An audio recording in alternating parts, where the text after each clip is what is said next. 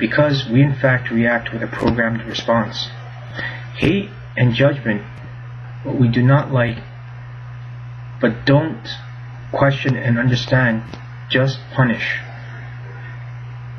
Just like we do criminals, and just how we kill snakes, because we're conditioned to fear them, even though they will not harm us. Kill or be killed. Yet now, in all religions, it does not say to kill another. Jealousy is one, but to kill as a result?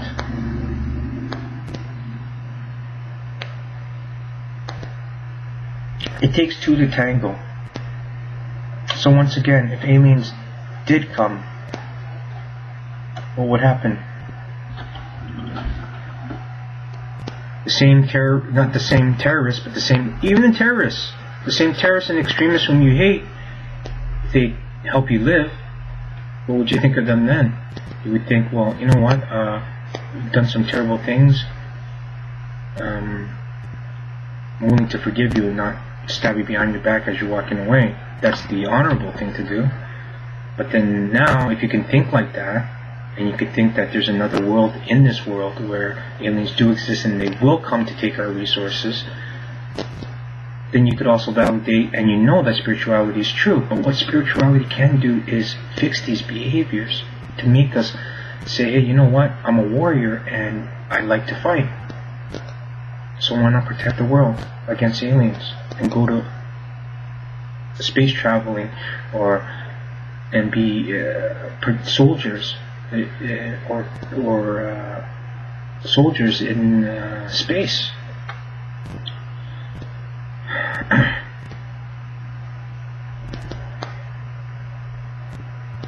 Normally this transition into intelligence, self-sufficient beings as described above, is slow and takes a lot of time.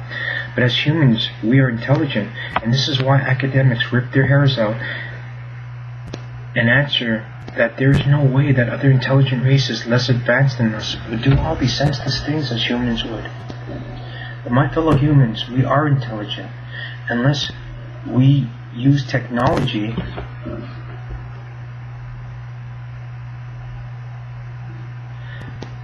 to inhibit the brainstem and the amygdala, or rewire it by using neural implants, by rewiring it actively with sonic resonators, or spiritually with two ways. Because spiritual means technological as well.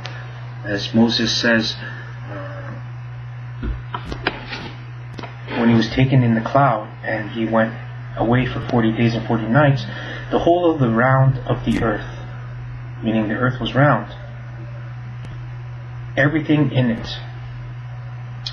So it's crazy. It was obviously taken away in a spaceship because he something described that he could see things from a distance. So I mean, it's obvious that he was in a spaceship, and Ezekiel was also in a spaceship too. And so anyways,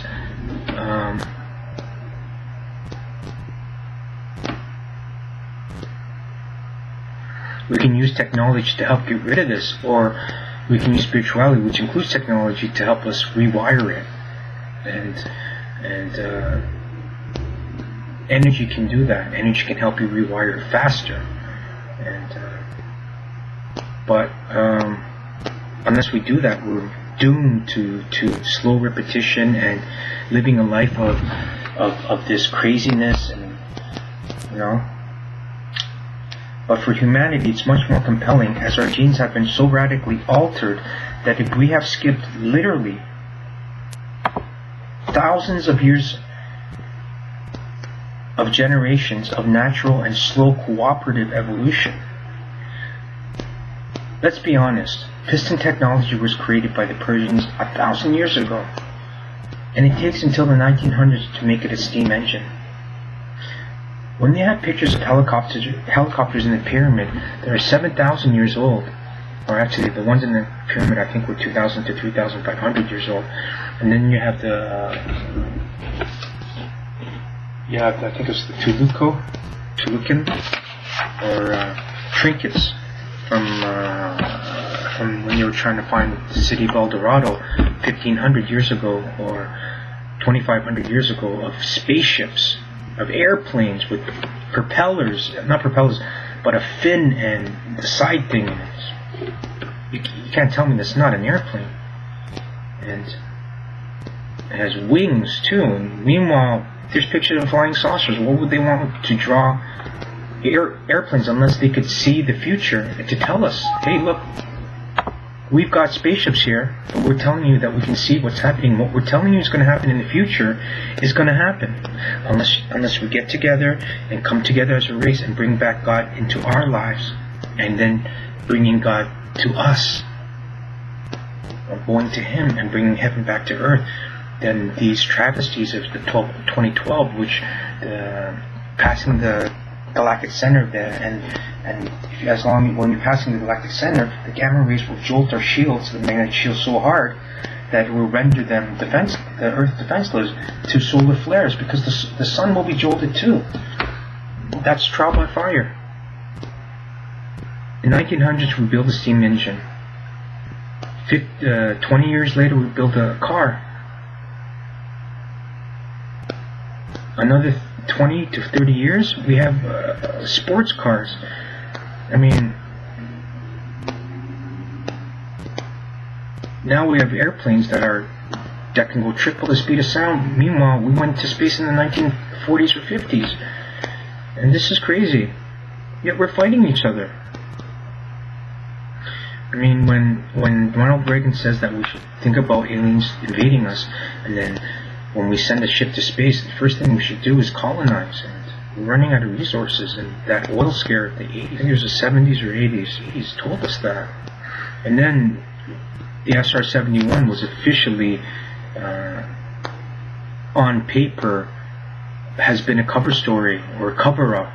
Is the triangle-shaped UFOs, but that's another model that's even faster, using different technology altogether.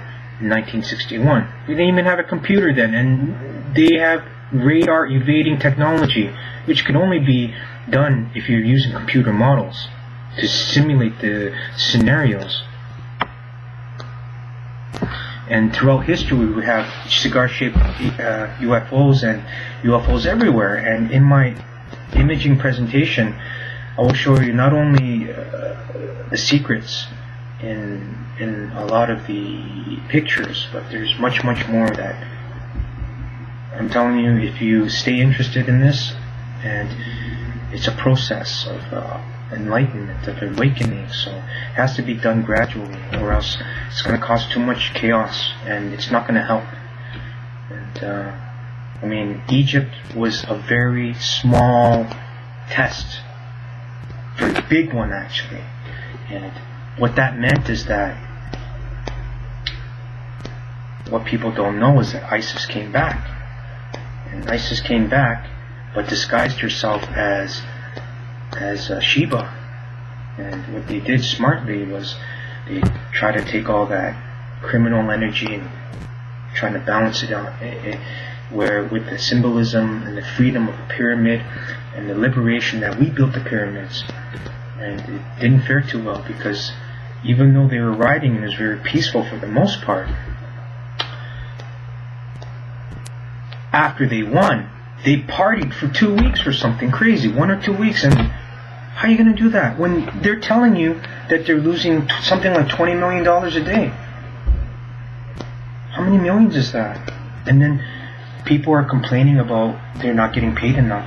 So, I mean, everything is steps, you know, and us choosing Obama was the biggest victory of all, but for the world, because they did a consensus vote, and it was something like 61%, which is very, very high in voting terms. Usually it's like 30, 40, like that. 40, 41, 42. The other ones are like 41, 42. We got 30, 20, 10, 1. And 1 being the Green Party all the time.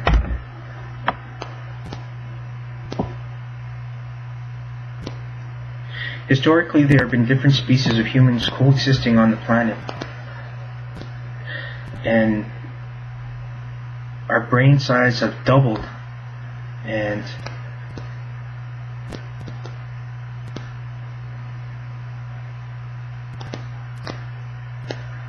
then we come out of the caves, 12,500 years, and then from there, 4,000 years later, which is actually 3,500 years later, which, I mean, is a lie, because in Mohenjo-daro, in Unagaino, Japan, and even Mongolia, and even in I can't remember if it's Kosovo, or if it was Bosnia, these pyramids are much older than that. So, I mean, what were we? Were we cave people? Or were there a different type of humans that were smarter? Or did the best humans that were smarter be given light or knowledge through spirituality? And this is the power of spirituality. This is how smart spirituality is and what we really are inside.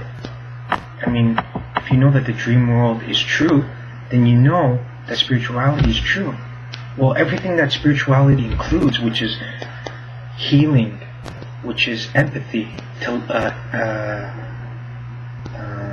sensing, and we're not telepathic fully yet, but we're empathic, and we have magical abilities because of our angel heritage, and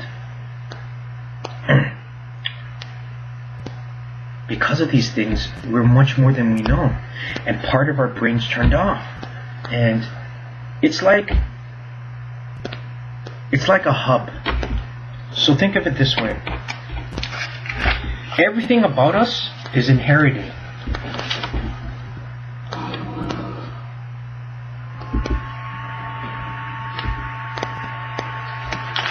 So then we basically have 3 big hubs, just to make it really easy.